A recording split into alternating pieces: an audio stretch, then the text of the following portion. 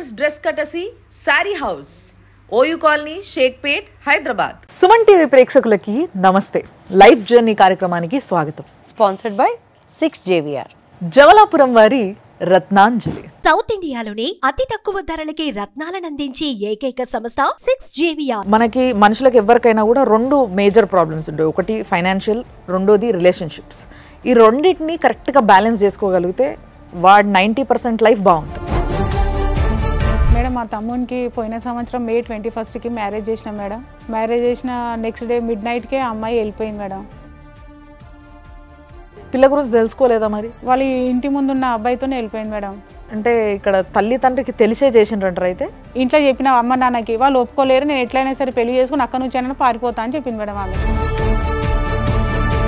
మీరు police complaint ఇచ్చారా? వాళ్ళు ఏమన్నారంటే పోతే పోని బాబు మీ భార్యనే కదా అని అంటుంది సార్. ఒకసారి హిందూ మ్యారేజ్ యాక్ట్ ప్రకారం జరిగిన తర్వాత ఆ అమ్మాయి పెళ్లి చేసుకోనికి లేదు. ప్రీమ్యాటల్ కౌన్సిలింగ్ అనేది కనుక ఇప్పుడున్న సమాజం కనుక స్టార్ట్ చేయకపోతే ఇంకొక 5-10 ఇయర్స్కి పెళ్లి అనే వ్యవస్థ ఇండియాలో ఉండదు. ఈయన అమ్మాయి కూడా అయిపోయింది. ఇప్పుడు సడన్గా పెళ్లి చేసుకుని వెళ్ళిపోగానే ఏంటంటే వీళ్ళకు ఇంటెన్షన్ ఇమీడియట్లీ అర్థం కాదు. ఒక 20 లక్షలు ఇస్తాము మా పిల్లని మీ దగ్గరనే పెట్టుకోండి అని అంటే పిల్ల లేచిపోయిన పిల్లని కూడా తీసుకుపోయి మళ్ళీ ఆమెకి ఇష్టానికి విరుద్ధంగా వీళ్ళకి అంటగట్టాలని చూడటము తప్పు. మాజీ హస్బెండ్ ఏనా ఆయన, లేకపోతే ఇప్పుడు ప్రెసెంట్ హస్బెండ్? ప్రెసెంట్ అయితే సుజీత్ ఉంది. Cheating case along with bigamy పెట్టచ్చు మీరు డెఫినెట్లీ. పెళ్ళయిన తర్వాత పిల్ల వెళ్ళిపోయింది, అమ్మాయి కూడా అయిన అల్లుడు నాశనం, జీవితం నాశనం, పైసలు వాయే, అన్నీ వాయే. ఇప్పుడు సిగ్గు శరం లాంటివి ఏమీ లేకుండా రెండో బిడ్డను తీసుకొచ్చి మళ్ళీ ఈయన గంట పెడతాడట. ఎప్పుడైతే జీవితంలో మనకి మనుషులకు ఎవరికైనా కూడా రెండు మేజర్ ప్రాబ్లమ్స్ ఉంటాయి. ఒకటి ఫైనాన్షియల్, రెండోది రిలేషన్షిప్స్. ఈ రెండింటిని కరెక్ట్గా బ్యాలెన్స్ చేసుకోగలిగితే వాడు 90% లైఫ్ బాగుంటుంది, హ్యాపీగా ఉంటుంది. ఎప్పుడైతే ఈ రెండింటిని కలిపి చూడడం మొదలు పెడతామో, అంటే ఫైనాన్షియల్ అండ్ రిలేషన్షిప్స్, ఈ రెండింటిని ఇమోషన్ అండ్ ఫైనాన్షియల్, ఈ రెండింటిని ఎప్పుడైతే కలుపుతామో అప్పుడే అసలైన ప్రాబ్లమ్స్ అన్నీ మొదలైతాయి అనేది నాకు అనిపించింది. మన మొదటి గెస్ట్ నాగేశ్వరరావు గారు, పూజారి నాగేశ్వరరావు గారు. చాలా డైనమిక్ అడ్వకేట్. ఈయన మాట్లాడడం మొదలు పెడితే ఎంత పాయింట్ ఉంటుందో, ఆయన పనిచేయడం మొదలు పెట్టింది అసలు ఎవరికి అనిపించదు కానీ, ఎందుకంటే ఆఫ్ స్క్రీన్ కాబట్టి. కానీ ఇప్పుడు వరకు జరిగిన చాలా కేసెస్లో ఆయన ఇన్వాల్వ్మెంట్ లేకపోతే అస్సలు సాల్వ్ చేయడం ఇంపాసిబుల్. సార్ నమస్తే. అండ్ ఆవిడ మాట్లాడే విధానం చూస్తే ఎదురుగోళ్ళకి నిజంగా ఆమె చెప్పింది కరెక్టే, నేను మారిపోతే బాగుండు అన్న ఫీలింగ్ కలిగేలాగా ఒక మనిషిని మనస్సుని మెలేసే శక్తి ఉన్న వాయిస్ అది. సో ఆవిడే దివ్యవాణి గారు. అమ్మ నమస్తే. సో ఇప్పుడు వచ్చిన బాధితులతోనో సార్ మాట్లాడదాం, వాళ్ళ ప్రాబ్లం ఏందో చూద్దాము, దాని తర్వాత మనం దానిపైన డిస్కస్ చేసి ఏం చేయొచ్చు అనేది ఆలోచిద్దాం. అమ్మ నమస్తే. నమస్తే అండి. పేరు? నా పేరు విజయ్ మేడం. విజయ్. మీ పేరు? బబిత మేడం. ఓకే. ఏంది మీరిద్దరు? మా తమ్ముడు మేడం. తమ్ముడు. Okay okay. ఎక్కడి నుంచి వచ్చారు? వికారాబాద్. ప్రాబ్లం ఏంది మేడం? మా తమ్మునికి పోయిన సంవత్సరం May 21కి మ్యారేజ్ చేసిన మేడం. మ్యారేజ్ చేసిన నెక్స్ట్ డే midnightకే ఆ అమ్మాయి వెళ్ళిపోయింది మేడం. డబ్బు బంగారం అన్ని తీసుకుని వెళ్ళిపోయింది మేడం. డబ్బు బంగారం అంటే వాళ్ళ ఇంట్లో పెట్టిన కట్నమా, లేకపోతే? మా దగ్గర వాళ్ళు కట్నం పెట్టారు మేడం, పెళ్లి కొడుకు తరఫు నుంచే పెడతారు మేడం. మేము పెట్టినదే ఆమె పేరు మీద పెట్టుకొని డబ్బులు అవన్నీ అరేంజ్ చేసుకొని వెళ్ళిపోయింది మేడం. ఆమె ప్రీ ప్లాన్తోనే వచ్చింది మేడం. ఎంత ఉంటుంది వాల్యూ దాన్ని? 4-5 తులాస్ ఉంటుంది madam gold, 40-50 tolas silver madam, 2 lakhs cash madam. Okay. అంటే పిల్ల గురించి మీరు తెలుసుకోలేదా? అంటే లవ్ మ్యారేజా, అరేంజ్ మ్యారేజా? Arrange marriage. Arrange marriage. పిల్ల గురించి తెలుసుకోలేదా మరి? అంటే తెలుసుకునే మేడం, మంచి అమ్మాయినే చెప్పారు మేడం. మరి ఇంతకెందుకు పోయింది మరి? ఎవరితో పోయింది? వాళ్ళ ఇంటి ముందున్న అబ్బాయితోనే వెళ్ళిపోయింది మేడం. అంటే ఆల్రెడీ రిలేషన్లో ఉందామే? ఉందంట మేడం. ఓకే. 14 years నుంచి లవ్ అంట మేడం వాళ్ళది. అంటే పెళ్ళైన నెక్స్ట్ డేనే వెళ్ళిపోయింది అంటున్నారు కదా. జనరల్గా పెళ్ళయిందంటే ఇంట్లో హడావుడి సందడి బంధువులు అందరూ ఉంటారు కదా. అంతమంది ఉండగా అంత ఈజీగా ఎలా వెళ్ళిపోయింది? మీ ఇల్లు కూడా కొత్త కదా ఆమెకి, ఇంతకు ముందు రాలేదు. ఏ వస్తువు ఎక్కడుందో కూడా ఎవరికి తెలియదు. ఒక్క ఏకదమని ఎలా తీసుకెళ్ళిపోగలిగింది అవన్నీ? కరెక్టే మేడం అడిగింది. మేడం ఆమె మేము ఇచ్చిన వస్తువులన్నీ ఆమె పే మీదనే ఉన్నాయి మేడం. పైసలు వెండి ఎక్కడి నుంచి కలెక్ట్ చేసుకుంది మరి? అంటే మా తమ్ముని బెడ్రూమ్ లోనే ఉన్నాయి మేడం డబ్బులు అవన్నీ. వాళ్ళిద్దరు అన్నలు ఉంటున్నారు అయితే. ఈయన చైన్, ఆయన రింగ్ అది పెట్టింది అంతా అబ్జర్వ్ చేసింది మేడం ఆమె. పిల్ల మీతో మాట్లాడింది అంటే పెళ్లి ఫిక్స్ అయిన తర్వాత మాట్లాడినరా మీరు? అంటే మామూలుగా మాట్లాడుతున్నారు మాట్లాడిపోయలేదు మేడం, వాళ్ళ అమ్మ నాన్న వాళ్ళు ఏం మాట్లాడిపోయలేదు. మరి మీరు అడగలేదా ఒకసారి నేను మాట్లాడతా మరి ఏంది అని? ఆమె బిజీ ఉంది. అది ఒక రోజు మేడం ఆమె సైజు కొలతలకు షాపింగ్కి సిటీకి వచ్చిన మేడం, కొలతలకు డ్రెస్ అవి తీసుకొనికి వస్తే కూడా వాళ్ళ అమ్మ రంజాన్ పండుగకి వేరే దగ్గరికి వెళ్తే కూడా మేము వచ్చినందుకు ఆమె ఆ పండుగ వదిలిపెట్టి ఇక్కడికి వచ్చింది మేడం, ఏడా ఆమెతో కలుస్తామని. అంటే ఇక్కడ తల్లి తండ్రికి తెలిసే చేసిండ్రంటారు అయితే? ఆ అమ్మాయి అయితే అన్నది మేడం, ఇంట్లో చెప్పిన మేడం, ఇంట్లో చెప్పిన అమ్మ నాన్నకి, వాళ్ళు ఒప్పుకోలేరు, నేను ఎట్లయినా సరే పెళ్లి చేసుకుని అక్కడ నుంచి అయినా పారిపోతా అని చెప్పింది మేడం ఆమె. పారిపోతే పెళ్లికి ముందు పారిపోతే అంటే వాళ్ళు అంటే తల్లి తండ్రి కూడా బ్లాక్మెయిల్ చేస్తుంటారమ్మా. రియల్గా ట్రూ లవ్ అని అంటే వచ్చింది సరే, ఇష్టం లేకపోయినా పెళ్లి చేసుకున్న కట్టుబట్టలతో వెళ్ళిపోయిందని అనుకోవచ్చు. ఆ ఇల్లు చూస్తే కూడా మేడం వెళ్ళిపోదని అనుకో మేడం, సీసీటీవీ మేడం, ఇంతే ఇల్లు సీసీటీవీ, మళ్ళీ గేట్ స్టీల్ గేట్ మేడం, మొత్తం అసలు ఇంత చీమ కూడా ఈగ కూడా పోదు మేడం ఆడ. సో ఇప్పుడు మీరు ఏం అడుగుతున్నారు? వాళ్ళతో మాట్లాడినరా? వాళ్ళతో మాట్లాడినా మేడం, ఆయన మాకు ఇప్పినంటే అది గలీజ్ది వదిలేయండి, అది రోడ్ మీద దొరికింది, ఆమె రేషన్ కార్డు లేదు, ఆధార్ కార్డు లేదు, మాకు సంబంధం లేదు. ఎవరంటున్నారు? వాళ్ళ నాన్న. ఇవన్నీ ప్రధానంగా మీరు సరే ఆమె వస్తువులు అండ్ బంగారం తీసుకుని వెళ్ళిపోయింది కదా, డబ్బులు కూడా తీసుకుని వెళ్ళిపోయింది కదా, మీరు పోలీస్ కంప్లైంట్ ఇచ్చారా? ఇచ్చాం సార్, పోయిన రోజే పోయినాం సార్. ఏమన్నారు వాళ్ళు? వాళ్ళు ఏమన్నారంటే పోతే పోని బాబు మీ భార్యనే కదా అని అంటున్నారు sir.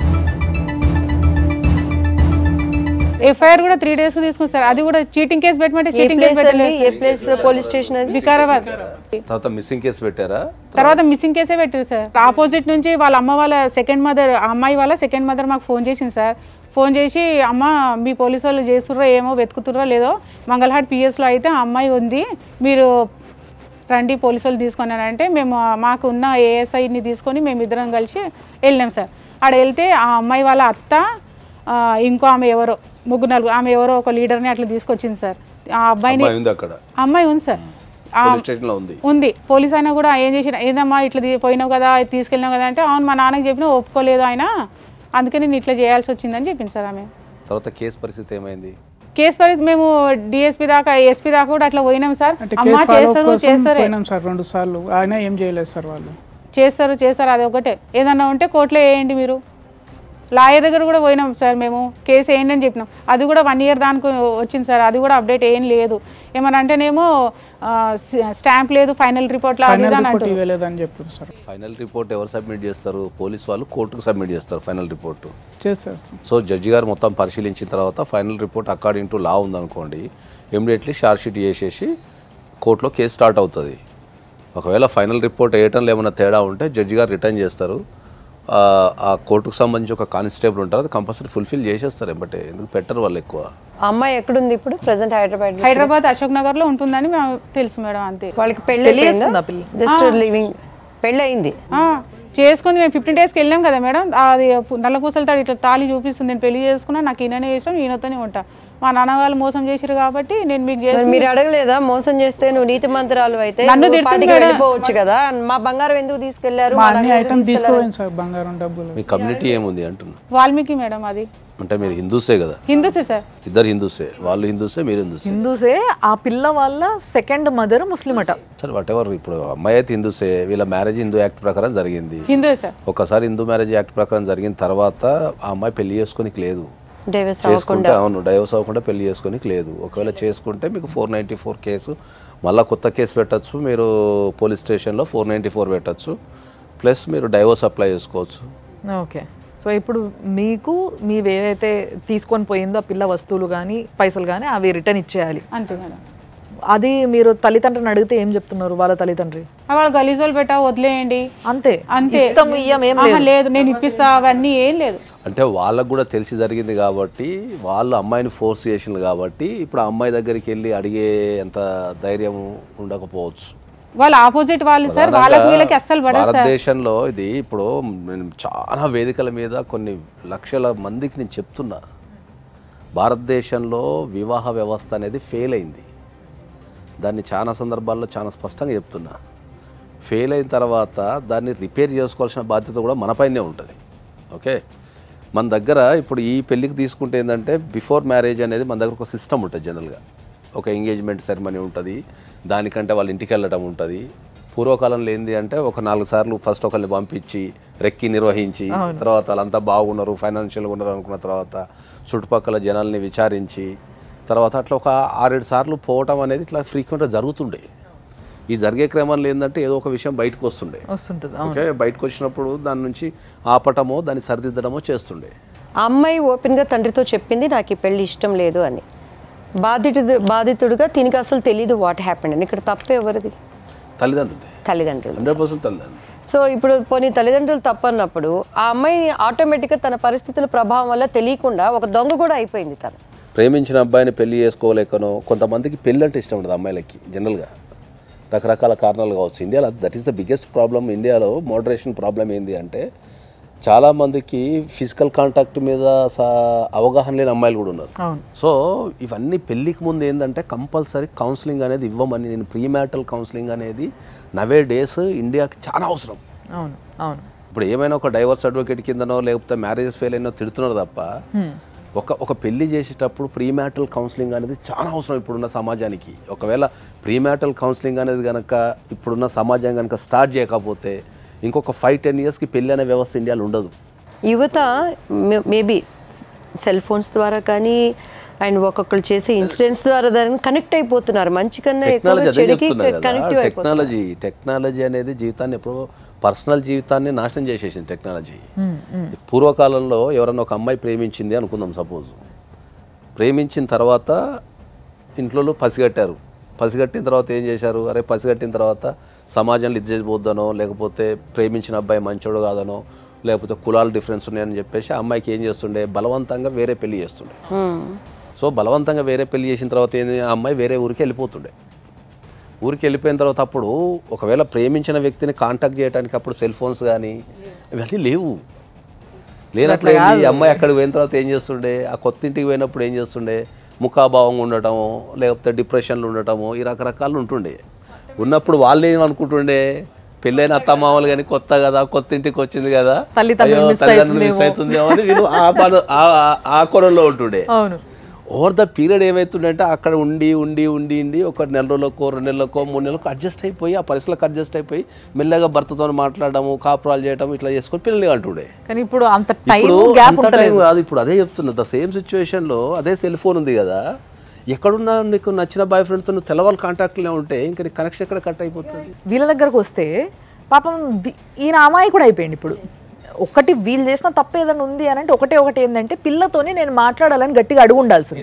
There are N number of cases. నాకు డైలీ రెగ్యులర్గా 50 to 100 కేసెస్ కొత్తవి వస్తాయి నా దగ్గరికి పర్ డేకి. ఇవి వచ్చినప్పుడు ఈ డేటా అంతా అనలైజ్ చేస్తే ఏముంటుంది తెలుసా? మ్యాక్సిమం పెళ్ళి అనేది వితిన్ 1 month నుంచి 2 months మధ్యలో అవుతుంది. పెళ్లి చూపుల దగ్గర నుంచి పెళ్ళికి. దీంట్లో మ్యాక్సిమం మేము మాట్లాడుకోవడం లేదు మాట్లాడుకోలేదు అనేది సెకండ్ అంశం ఉంటుంది. ఎందుకు అంటే టైం లేదనో లేకపోతే ఎన్ఆర్ఐసే వెళ్ళిపోవాలనో లేకపోతే వీసా ప్రాసెస్ అనో లేకపోతే ఇంకో ప్రాసెస్ అనో ఏదో ఒక కారణం చెప్తారు. మామూలుగా అయితే ఎంత ఉండాలంటారు సార్? నేను ఒక 6 months అబౌవ్ ఉండాలంట. నేను పూర్వకాలంలో ఏంది అంటే ఒక మనిషికి సంబంధించిన ఇన్ఫర్మేషన్ అనేది ఎక్కడున్నా దొరుకుతుండే. మైగ్రేషన్ లేదు. ఒక వ్యక్తికి సంబంధించిన ఇన్ఫర్మేషన్ ఒక ఊరుకో ఒక పట్టణానికి వెళ్ళి అరే ఫలానా వ్యక్తి ఎట్లా అంటే 2 నిమిషాలల్లా వాడి కోపం ఉందా, వాడు పిచ్చి పనులు చేస్తుండా, వాడు మంచోడా, డిగ్నిటీ ఉందా అనేది ఒక రియల్ గ్రౌండ్ రిపోర్ట్ వస్తుండే మనకు. ఇప్పుడు మైగ్రేషన్ పెరిగిపోయింది. ఇప్పుడు పుట్టంగానే తీసుకెళ్ళి హాస్టల్లో వేయటమో లేకపోతే చదువుల కోసం తల్లిదండ్రులు జాబ్ల కోసం తల్లిదండ్రులు ఇంకో దగ్గర ఉండి పిల్లల్ని ఇంకో దగ్గర పెట్టడము, ఈ కుటుంబాలు అనేటివి విచ్ఛిన్నం అయిపోయిన తర్వాత ఎక్కడ కూడా మనకు రియల్ రిపోర్ట్ ఒక వ్యక్తికి సంబంధించిన రిపోర్ట్ రావడం లేదు. మీరు ఏం చదువుకున్నారు? మీరు inter discontinue sir. Inter discontinue చదువుకున్నారు. ఏం పని చేస్తున్నారు? ప్రైవేట్ జాబ్ మేడం, బ్యాంక్లో. బ్యాంక్ ప్రైవేట్గా చేస్తాను. ఇప్పుడు వాళ్ళ అమ్మ వాళ్ళ నాన్నగారు కానీ ఆ పిల్ల తరపు అమ్మాయి కానీ ఎవరైనా మీకు ఫోన్లు ఎత్తి మాట్లాడతారా మనం మాట్లాడాలంటే? మేము 1 year నుంచి అయితే కాంటాక్ట్ లేదు మేడం. వాళ్ళు ఊరికే అమ్మాయిని తీసుకెళ్ళమని చెప్పారు మేడం.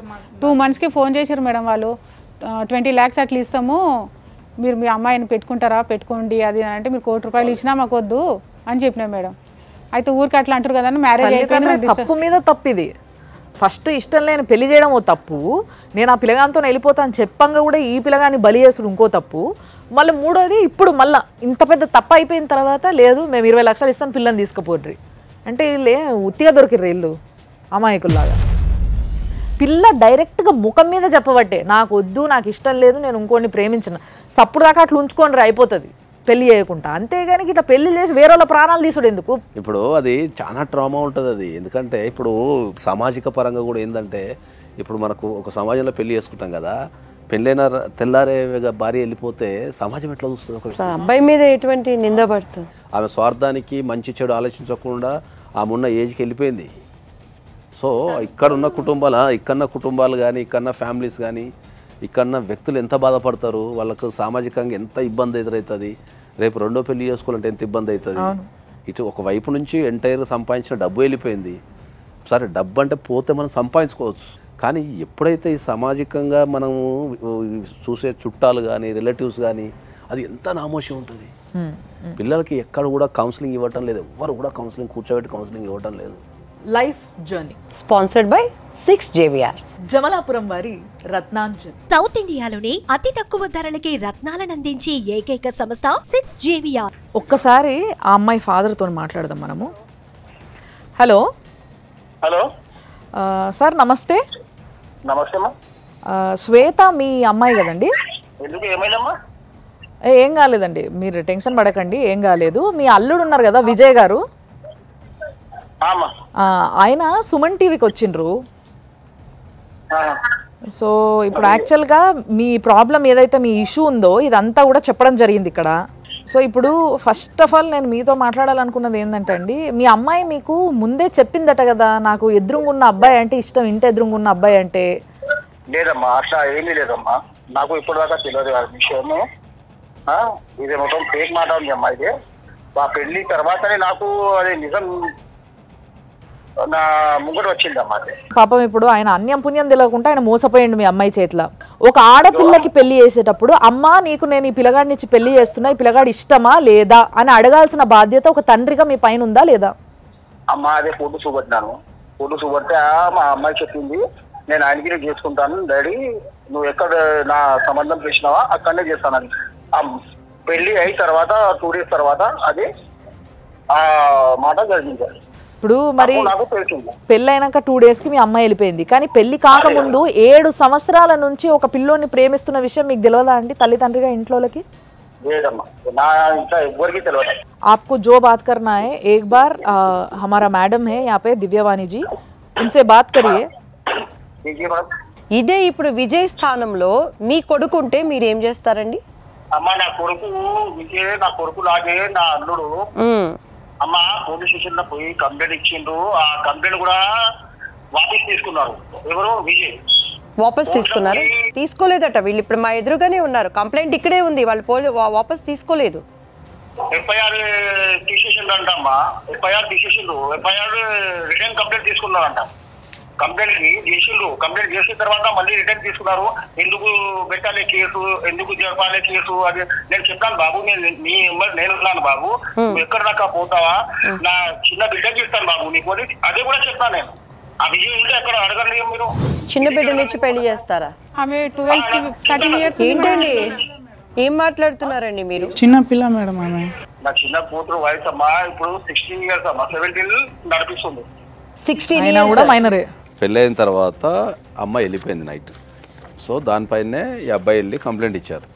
ఓకే, ఇచ్చిన తర్వాత పోలీస్ వాళ్ళు immediately missing case, women missing case అనేది బుక్ చేస్తారు. ఎందుకంటే అమ్మాయి కనిపించకుండా పోయింది కాబట్టి ఎప్పుడైనా మిస్సింగ్ కేసు బుక్ చేస్తారు. పోలీస్ వాళ్ళ డ్యూటీ ప్రకారం ఏంటంటే మిస్సింగ్ అయిన ఉమెన్ని ట్రేస్ చేశారు. సో ట్రేస్ చేసి తర్వాత ఏమిటంటే ఆ కేసు క్లోజ్ అయిపోతుంది, బికాస్ అది ఉమెన్ మిస్సింగ్ కేసు. అది ఓకే ఓకే. దీంట్లో చాలా స్పష్టంగా ఏం చేశారంటే ఎవరైతే ఉమెన్ మిస్సింగ్ అయిందో ఆమెను ట్రేస్ చేసి తీసుకురావడం జరిగింది కాబట్టి క్లోజ్ అయిపోయిందని చెప్పి ఫైనల్ రిపోర్ట్ వేసేసారు. దీంట్లో అబ్బాయికి కానీ ఆయనకు కానీ ఇంకెవరికి కానీ లీగల్ నాలెడ్జ్ లేదు.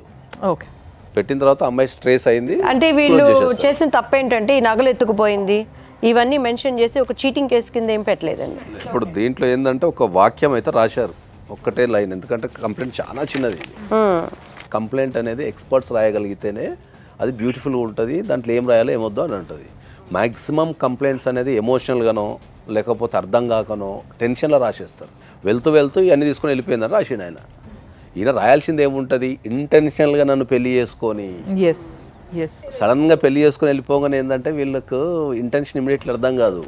ఓవర్ ద పీరియడ్ అంటే ఒక 1 monthకో 15 daysకో అప్పుడు ఓవర్ ద పీరియడ్ వీళ్ళకి అర్థమవుతుంది. ఎగ్జాక్ట్లీ. సో వీళ్ళు ఆ షాక్లో ఉంటారు కాబట్టి మ్యాక్సిమం ఫ్యాక్ట్స్ మాత్రమే చెప్పగలుగుతారు. బిహైండ్ ద ఫ్యాక్ట్స్ ఏముందనేది వాళ్ళు రాయలేరు. అది థర్డ్ పార్టీ ఎక్స్పర్ట్ మాత్రమే రాయగలుగుతాడు. ఇప్పుడు నేనున్నా అనుకో, ఇట్లాంటి సమస్యలు రోజు కొన్ని వందలు చూస్తాం కాబట్టి మేము బిహైండ్ ద రీజన్, అంటే ఈ ఇన్సిడెంట్ జరిగింది కదా దీని వెనక రీజన్ ఏమై ఉండొచ్చు అనేది మీరు ఆలోచిస్తారు. అట్లా నెక్స్ట్ లెవెల్ ఏం చేయాలా, ఇదే కంప్లైంట్ని మళ్ళీ మనం చీటింగ్ కేసు కింద పెట్టచ్చు.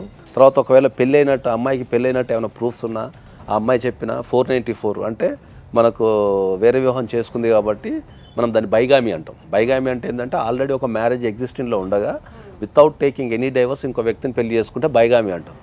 బైగామి కింద కూడా ఆయన ఇమ్మీడియట్లీ కేసు పెట్టారు. దానికి శిక్ష ఎలా ఉంటుందండి? బైగామికి మీకు అప్ టు 5 years జైలు శిక్ష పడుతుంది. మేము అడుగుతున్నది ఒకటేనండి, సింపుల్గా చెప్పేయండి. మీ నిర్ణయం ఏమనుకుంటున్నారు? వాళ్ళ బంగారం పెళ్లికి ఏం పెట్టారో అది ఇచ్చేస్తారా, లేకపోతే కోర్టుకు వెళ్ళి చూసుకోమంటారా? కోర్టుకు వెళ్ళి చూసుకోమంటారు. ఓకేనండి. సో ఇది ప్లాన్డ్ అండి నాగేశ్వరరావు గారు. సురేంద్ర గారు, మీరు మీ బిడ్డకి ఏది ఇష్టమో ఏది ఇష్టం లేదో తెలుసుకోకుండా పెళ్లి చేయడము, ఆ పిల్ల వెళ్ళిపోయిన తర్వాత కూడా రీసెంట్గా 2 నెలల కింద వాళ్ళకి ఒక 20 లక్షలు ఇస్తాము మా పిల్లని మీ దగ్గరనే పెట్టుకోండి అని, అంటే పిల్ల లేచిపోయిన పిల్లని కూడా తీసుకుపోయి మళ్ళీ ఆమెకి ఇష్టానికి విరుద్ధంగా వీళ్ళకి అంటగట్టాలని చూడడము తప్పు.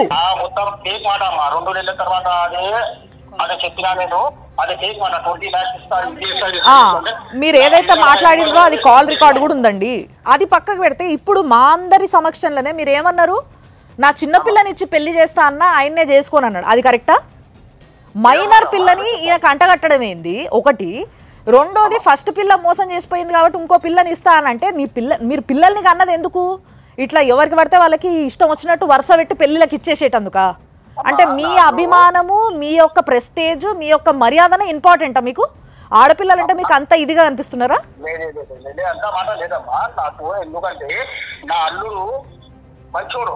అవునండి, మీ అల్లుడు మంచోడు కాబట్టే సైలెంట్గా ఉన్నాడు, ఇక్కడ దాకా వచ్చింది సైలెంట్గా ఉన్నాడు. అదే జర్ర కొంచెం తెలిసి ఉండి జర గట్టిగా ఉండుంటేలే ఈ పాటికి 4 తగిలి ఇచ్చేటోడు వచ్చి. जाबोलाल को मालूम है बाबू, तुम्हारी शादी मेरी छोटी बेटी के साथ करता हूँ. अभी मेरी बेटी 16 years की है. अभी तुम्हारे को 2-3 साल सबर करो बेटा, मैं 3 साल सबर करे तो मैं तुम्हारी शादी करता हूँ. मुझे बोला आपके बेटी से पूछे क्या इनको शादी करने के लिए तैयार है उन्हें? अरे अम्मा मेरे को ये बात समझ में नहीं आ रही अम्मा, ये लोग क्या बोलना चाह रहे हैं, क्या करना चाह रहे हैं लोग? सुनो सुनो सुनो, जिसके पर ज्यादा था उसके आपके जो बेटी है, आपके जो सेकंड बेटी है, सुनो आप, जब मैं बात कर रही हूँ आप सुने तो आपको समझ में आते.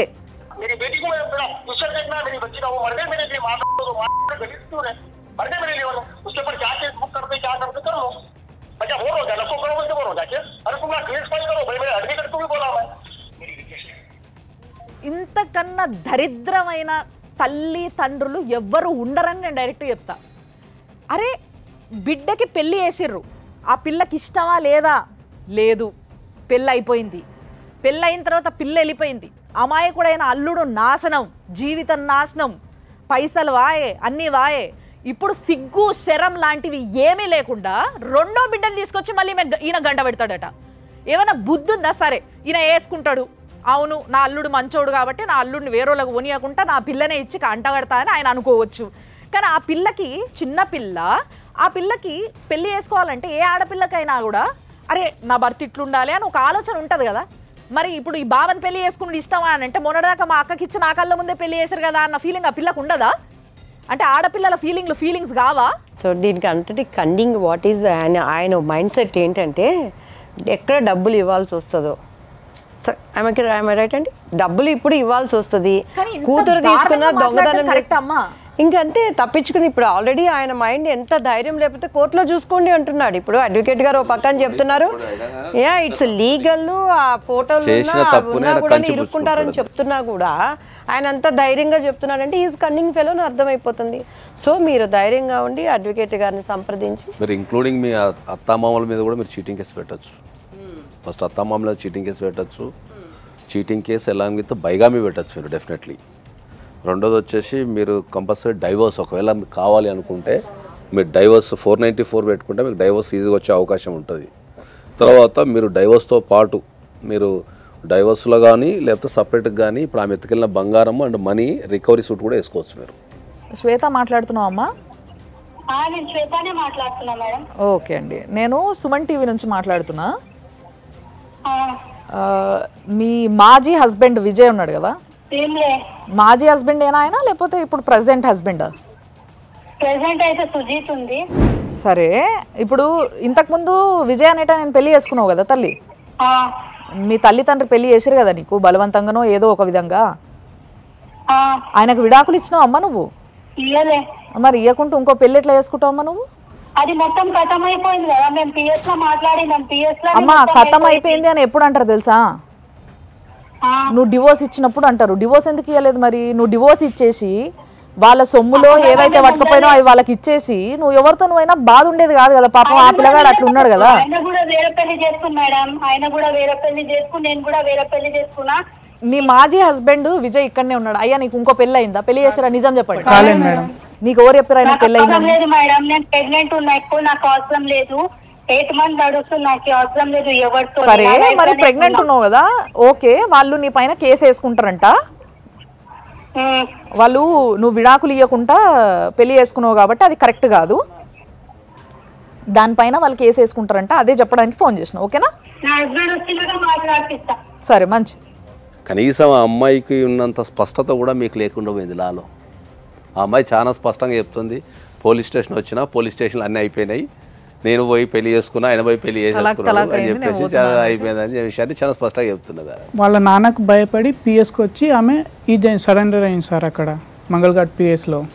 అంతే, భయపడి వచ్చింది అంతే. కానీ ఏం దీంట్లో నిజం చెప్పాలంటే ప్రధానంగా అన్ని తప్పులు మీ సైడ్ నుంచి ఉన్నాయి. వెరిఫై చేసుకోవాల్సిన బాధ్యత. ఒకవేళ ఆ అమ్మాయి మాట్లాడతాను లేదు పెళ్ళికి ముందే అంటే ఎందుకు మాట్లాడతాను లేదు, ఆ సమస్యని మీరు అక్కడనే సాల్వ్ చేసుకుని ఉంటే, ఒకవేళ అమ్మాయితో మాట్లాడి వాళ్ళ ఫాదర్ వాళ్ళకి మాట్లాడు. నేను కాదంటాను లేనమ్మా, మన భారతదేశంలో రకరకాల కులాలు, మతాలు, పద్ధతులు, ఆచారాలు కొన్ని వందలు ఉంటాయి. ఇప్పుడున్న సమాజంలో పెళ్ళికి ముందు కంపల్సరీ మాట్లాడాల్సిన అవసరం ఉంది. సో అక్కడ ఒక తప్పు జరిగిపోయింది. దాని తర్వాత ఏమైంది, లీగల్గా తీసుకునే ప్రొసీడింగ్స్ కూడా చాలా గట్టిగా లేవు. అది మెయిన్, దట్ ఈస్ మెయిన్ అండి.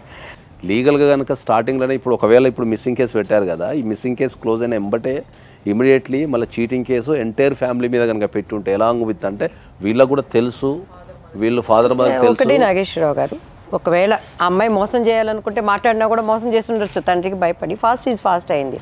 ఇప్పుడు వీళ్ళకి కావాల్సింది ఏంటి? డబ్బు కావాలి, లీగల్గా డివోర్స్ కావాలి, డబ్బు మనం చేయగలమా? మనం డెఫినెట్లీ చేయొచ్చు. దాంట్లో ఇబ్బంది ఏం లేదు. అమ్మాయి ఇప్పుడు తీసుకోరు. దీంట్లో డైవోర్స్ చాలా ఈజీగా వచ్చేస్తుంది. ఎందుకంటే ఆల్రెడీ అమ్మాయి వేరే మ్యారేజ్ చేసుకుంది, ఆల్రెడీ కన్సీవ్ అయిపోయింది కాబట్టి ఆమె దొరికిపోయింది. ప్రెగ్నెన్సీ లేదు అంటే మనం మ్యారేజ్ని ప్రూవ్ చేయడం కష్టం. నోటితో చెప్తుంది, మనకు అక్కడ రేపు కోర్టుకు పిలిచినా కూడా సాక్ష్యాలు ఉంటాయి, పిల్లలు ఉంటారు కాబట్టి ఆయనకు డైవోర్స్ అనేది చాలా ఈజియెస్ట్ ప్రాసెస్. రెండోది క్రిమినల్ కేసు అనేది కూడా ఆయన పెట్టుకోవచ్చు. తను ఏమైతే దొంగతనంగా తీసుకువెళ్ళిపోయిందో వాళ్ళకి క్యాష్ కానీ ఆ సొమ్ము ఈ కేసులో డెఫినెట్లీ వస్తాయి. సో ఇప్పుడు వరకు మీరు తెలుసో తెలియకనో చేసిన తప్పులు ఏవైతే ఉన్నాయో వాటిని సరిదిద్దుకుంటూ మీరు ఇప్పుడు కొంచెం ఆ గైడెన్స్లో మీరు ఏమేమి కేసులు వేయాలి, ఎట్లా వాటికి తగ్గట్టుగా మీరు ఇది చేసుకోవాలనేది చూసుకొని చాలామంది మన దగ్గరకు వచ్చిన maximum cases 100 out of 100 cases వాళ్ళు ఎంత చదువుకున్న వాళ్ళైనా చదువు లేని వాళ్ళైనా చేస్తున్న తప్పు ఎక్కడుంది అని అంటే చట్టాలు తెలుసుకోకపోవడం.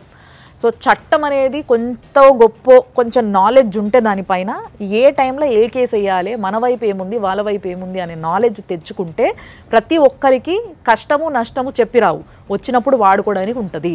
ఇక్కడ తింది తప్పు లేదు. మన సంప్రదాయాలు మాట్లాడుకుంటారు, కొంతమంది మాట్లాడుకోరు. ఇప్పుడు కల్చర్ పెరిగింది sir, to be frank. Second one వచ్చి జనరల్గా నేను ఒక అడ్వకేట్ దగ్గరికి వెళ్తాను. ఇప్పుడు ఆ ప్రాబ్లంలో నేనే ఉన్నాను. అడ్వకేట్ నీతిపరుడుగా ఉండాలి, అడ్వకేట్ తన పక్షాన నిలబడేవాడుగా ఉండాలి. ఎందుకంటే మనం లాయర్స్ కాదు, మనకి తెలియదు, ఎప్పుడు ఉండరు. కాకపోతే ఈ ప్రోగ్రాం ద్వారా మంచి చదువులు చదువుకున్న అడ్వకేట్స్ కానీ చట్టాలని సంరక్షిస్తూ వాటి గురించి తెలుసుకున్న వాళ్ళు కూడా, ఇప్పుడు మీరు ఒక కేసు చెప్పారు కదండి, దాని పేరేంటి? బైగామి అనేది ఉన్నది. ఇంతవరకు ఆ పేరే నేను కొత్తగా వింటున్నాను. సో ఈ సమస్య రాబట్టి మనకు తెలుస్తుంది. వచ్చినప్పుడు అడ్వకేట్స్ కూడా టు బీ ఫ్రాంక్గా వాళ్ళకి చెప్పి చేసినప్పుడు డెఫినెట్గా వాళ్ళు విన్నర్స్. ఇప్పుడు ఆ అబ్బాయికి అమ్మాయిని సంసారం చేయాలని లేదు, తనకు మోసపోయాడు, డైవర్స్ కావాలి, వాళ్ళ డబ్బు వాళ్ళకి కావాలి. దీంట్లో ప్రధానంగా వీళ్ళకు ఈ పోలీసు వ్యవస్థ నుంచి కూడా అంటే వాళ్ళు ఇక్కడ పేపర్ డాక్యుమెంటేషన్ ప్రకారం అయితే ఇక్కడ కరెక్టే ఉంది, కానీ పోలీస్ స్టేషన్లో ఏం జరిగింది అనేది కానీ ఆయనకు సరైన నాలెడ్జ్ లేదు. జనరల్గా ఆయనకు సరైన నాలెడ్జ్ ఇవ్వాల్సిన బాధ్యత పోలీసు వాళ్ళ మీద కూడా ఉంటుంది. భారతదేశంలో కానీ ఈ భూప్రపంచంలో ఏ దేశంలో అయినా సరే పోలీసు వాళ్ళని చూసినా, పోలీస్ స్టేషన్ అన్నా, పోలీస్ స్టేషన్కి వెళ్ళాలన్నా, పోలీసు వాళ్ళతో మాట్లాడినా ఒక రకమైన భయం ఉంటుంది. ఆ భయాన్నే జనరల్గా ఏమంటారు అంటే టెక్నికల్ టర్మాలజీలో ఏమంటారు అంటే కాఫియోపోబియా అంటారు. దట్ ఇస్ ఒక పోబియా అది. అంటే వీళ్ళు పోలీస్ స్టేషన్కి వెళ్ళినప్పుడు వాళ్ళకి కావాల్సిన ఇన్ఫర్మేషన్ అడగలేరు. ఇప్పుడు ఈ కేసులో నాకు ఇన్ఫర్మేషన్ ఇవ్వండి, అసలు ఏం జరిగింది, ఆయనకు మినిమం అంటే ఏమంటాడంటే ఆయన ఇప్పుడు వచ్చి మనతోని షార్ట్ షీట్ ఫైనల్ రిపోర్ట్కి ఏదో స్టాంప్ పెట్టలేదు సార్, దానివల్ల రిటర్న్ అయింది అని చెప్పి చెప్తున్నారు. సో అక్కడ పోలీసు వాళ్ళకి ఇచ్చేంత అంటే వాళ్ళు ఉండే బిజీలో వీళ్ళకి ఇన్ఫర్మేషన్ ఇచ్చి వీళ్ళకి కౌన్సిలింగ్ ఇచ్చేంత ఉండదు. పోలీసు వాళ్ళు మన రక్షణ కోసము, మన ఎదుగుదల కోసము, మన అభివృద్ధి కోసం ఉంటారు. వాళ్ళు కూడా డెఫినెట్లీ ఏంటంటే ఎవరైనా కష్టంతో వచ్చినప్పుడు డెఫినెట్లీ వాళ్ళు కూడా ఇలాంటి వ్యక్తులకు కొద్దిగా లీగల్ నాలెడ్జ్ ఇవ్వాలా. సో అది లెక్క. సో తప్పకుండా విజయ్కి అడ్వైస్ పరంగా ఏ విధంగా అయితే హెల్ప్ చేయొచ్చో ఆ విధంగా హెల్ప్ చేయడం జరుగుతుంది. అండ్ దీని గురించి తర్వాత కూడా డిస్కషన్ నడుస్తుంది డెఫినెట్గా. బట్ అందరికీ ఈ కేసులో కేవలం వాళ్ళు కాదు, ఇలాంటి చిన్న చిన్న విషయాలల్లో చాలా పెద్దగా చేసుకొని చేతులారా తెలుసుకోకుండా, నాలెడ్జ్ లేకుండా చేతులారా చాలా పెద్దగా చేసుకొని ఎంతోమంది బలైపోతుంటారు, ఎంతోమంది జీవితాలు బలైపోతూ ఉంటాయి. కాబట్టి వాళ్ళందరికీ మళ్ళీ ఒకసారి చెప్పేది ఒకటే ఒక ముచ్చట, అమ్మ కొంచెం చట్టాలు తెలుసుకోండి. లేదు కుదురుతలేదు, ఏడ తెలుసుకోవాలనో ఎవరిని అడగాలనో అర్థమవుతలేదు అని అంటే మన ప్రోగ్రామ్ చూడండి సరిపోతుంది. ఏదో మా రేటింగ్స్ కోసం కాదు, ఓన్లీ మీ నాలెడ్జ్ కోసం చూడండి. తప్పకుండా సార్ చెప్పే ప్రతి మాట మీకు ఎక్కడనో ఒక దగ్గర పనికి రావచ్చు, ముందుగానే ప్రిపేర్ అయి ఉండండి. అండ్ దయచేసి పోలీసులకు కూడా ఒక రిక్వెస్ట్, చాలామందికి చట్టాలు తెలియవు, వచ్చిన వాళ్ళకి అసలు ఏం అడగాలనో తెలియదు, వాళ్ళు ఏం చెప్పినా కూడా సరే అని తలకాయ ఊపి వెళ్ళిపోయేటోళ్ళు చాలామంది ఉంటారు. ఎందుకంటే పోలీసు వాళ్ళు అంటే ఒక భయం, ఇప్పుడు సార్ చెప్పినట్టుగా అదొక ఫోబియా. సో అందుకోసమే కొంచెం దయచేసి వచ్చిన వాళ్ళకి జరిగిన అన్యాయం ఏందో ఇని వాళ్ళు ఏ కేసు పెట్టుకుంటే ఏంది, ఏం జరుగుతుంది, వాళ్ళ దిక్కు న్యాయం ఎంత ఉంది, ఇవన్నీ కూడా ఐడెంటిఫై చేసి వాళ్ళకి కొంచెం గైడ్ చేసేటోళ్ళు ఒకళ్ళు ఉంటే బాగుంటుంది. మీ బిజీలో మీరు ఉంటారు, మీరు ఏం ఖాళీ ఉండరు నాకు తెలుసు. కాబట్టి ఒకరిని అట్లీస్ట్ అట్లా అపాయింట్ చేసుకోండి అని చెప్పి నేను ఒక రిక్వెస్ట్ పెడుతున్నా. చూసారు కదా, చూస్తూనే ఉండండి సుమన్ టీవీలో 6 JVR జమలాపురం వారి రత్నాంజలి సమర్పించు లైఫ్ జర్నీ. సౌత్ ఇండియాలోనే అతి తక్కువ ధరలకి రత్నాలను అందించే ఏకైక సంస్థ 6 JVR.